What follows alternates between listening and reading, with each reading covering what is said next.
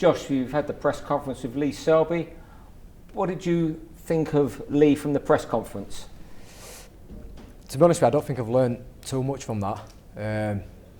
I thought that he'd be nervous coming up to it, knowing that his team didn't want to have it open to the public, and you know, just kind of backed up my thoughts, what I initially, you know, predicted. When we went head to head, I could see it in his eyes. He was nervous. His lip was trembling. He was shouting all kind of insults to me. And yeah, it's with a bit of a crowd there, but I let him get under his skin, and he worked up. I can tell that. You know, I'm not a psychologist, but you know, reading people and looking between lines, you can tell that he's worked up. When you did the face-off, it was quite intense. He didn't say a word, but you were saying plenty. What were you saying to him? I was just telling him, though, it's on. It's on after all the talking and bollocks. We're here now. You know, we've got the fight in Leeds, and he's walking into a hostile environment. But he did say a few things. That's why I know he's rattled, because he was getting a bit nasty. What are we saying? You know, getting all ghetto and that from Barry Island, man. So I just told him, listen, you're not no bad man, and you're losing your title on the day, and that's it. I mean, there seems real needle between you. None of this fake British beef or anything like that. Where did it start from? Can you remember? Yeah, I can. Can you tell us? Normally, well, I'm glad you asked. There's, you know, you always have a healthy rivalry, and that's what it did start off as, just an healthy rivalry. Two fighters wanting to reach the top. Lee was always a few steps ahead of me, and I would always like playing catch up, and he were going on from like the British to European and etc. And as he was moving on, he was vacating the belts, and I was picking him up behind him.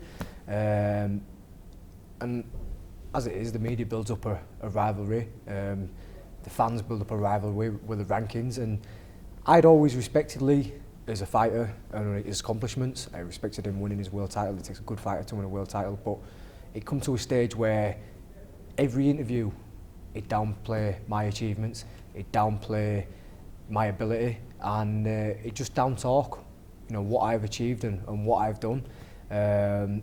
You know, show me no respect whatsoever. Then it was a case of, you know, I'll knock him out if the fight come along. And then when asked the question, it'd be, I don't want to fight Josh Warrington, he's not on my level. And then when they're not going on for him, then it was like, yeah, I will fight Josh Warrington. He couldn't seem to make his mind up. I said up there in the press conference that, you know, he don't even know where he is with himself. So it could be a bit nasty. And then obviously when I was given an opportunity to fight and I wanted to change a date, due to my wedding and everything else, you know, he didn't know what goes on behind the scenes. All I asked for was to change a date, that's it. And he said the ship sailed and I'm a bottle and I'm a coward. And he really went to town with me, you know, and I took that personal, because it could have just been swept under the carpet and could have just been left. But nationwide, I got slated for that. Even some Leeds fans turned around and said, what's happened? My previous promoter didn't back me in any way, shape or form in why the fight didn't happen and why I went to Leeds a few months later. But you know, I'm here now, and I haven't forgot about that. And he might have swept it under the carpet, but I haven't. You know, the times when I were having to come home and discuss with my missus about changing my date of my wedding and losing a lot of money to that, and you know, that would besides the point. I just wanted that fight, but he just went on slating me and slagging me, and yeah, you do take them things personally, slagging off my fans and calling them all deluded football fans and whatnot. Call them what you want. They're there and support the man. You know, yeah, there's a lot of them who are Leeds United affiliated, but they turn out week in, week out, or whenever I fight, they turn out to the arena and they support me. So, you know, all that rolls into and snowballs and equals to where we are now. So it has been building for a while, and I can't wait for it to happen. Did being called a coward hurt more than anything? Yeah, I think so, yeah, especially when people think that you've bottled the fight. I've never turned the fight down with anybody. You know, this is the sport we're in, it's boxing. You know, I've always wanted to be in the tough fights against the best in the world, and you know, to fight someone like him, especially when everyone's demanding that, and that's where I knew the path was going to lead to. For him to turn around and say that I bottled the fight and I didn't want it and I was scared of him. Not to be scared of him about, you know what I mean? At the end of the day, we'll have a 12-round fight and sort it out there, but for him to, like I say, to turn around and say I'm a bottle job and I'm a coward, well, yeah, it really annoyed me, did that. How will you control your emotions on the night? Yeah, it's going to be hostile, it's going to be noisy, but But like I said in the press conference, I've learned to deal with this. A couple of years ago, the crowd run away with itself, and I run away with the crowd. You know, I had a night when I boxed Dennis Silber on, and the arena was jam-packed. It were noisy. I was doing interviews with like national radio stations, national press. I just got carried away with all the occasions, and I went in there thinking I was just invincible, unbeatable. But I learned a lesson. Even though I won the fight very easy, I run away with the crowd and lost my head. But I came away from that and I learned how to deal with it. And experience is the best teacher. And over the years, you know, that was 3 years ago. I've gone back to the arena on busy nights, on bigger fights and harder fights and bigger occasions, and still come through it.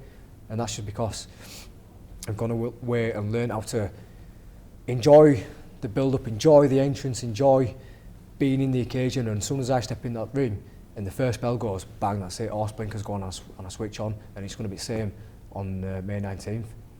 If you don't like him as a person, how much do you respect him as a very good and an elite world champion? Yeah, he's in a. I won't call him an elite world champion, to be honest with you. You know, he's a world champion, and it takes a good fighter, like I've just said, to win a world title. But I don't know. I think Lee gets given a lot more credit than is due. You know, since he's won the world title, I mean, I can't think of any fighter who he's beat who I won't beat. When he beat Gradovic boxed Oscar Valdez after that and got knocked out. You know, Lee stopped him on a cut. He boxed Fernando Montiel, who after he boxed Lee, got knocked out. Fernando Montiel would a flyweight at best. Eric Hunter put him on his backside, and if he'd have been stronger mentally, he might have taken the title off him. Barros, lazy bastard. You know, he could have beat him, but just went through motions kind of thing. And then, like I said, that last one, I don't even know where they found him, but he couldn't even throw a jab. You know, he was looking and still catching Lee. So Lee's done what he's had to do. He's won the world title. But you know, when people talk about him about he's an elite level, I don't think so. He does a lot of good things and he makes himself look flashy. But from an outside view, looking in, I think there's stuff what is readable and can be exploited. Would any of your previous performances have beaten Lee Selby that you've delivered on certain nights, or how much more have you got to find on May 19 in the ring? Styles make fights. Styles make fights, don't they? And you know, every opponent does something different, so you've got to react to that, and you do different things to see how they react. So we'll have to see. I don't know what kind of opponent I faced and which, you know, kind of performance would have beat Lee. I could think of maybe a number, but I think there's just got to be something different brought to the table. And you'll see on May 19th, you know, what we've got in store. Don't forget, this has been going on for a few years now, so we've been working, you know, subconsciously on little game plans and footage of seeing him and watching his fights, of how and how and methods of beating him. How will you win then? You'll see May 19th, but I'll win by knockout. I'm very confident in that. I'm very confident I'll knock him out.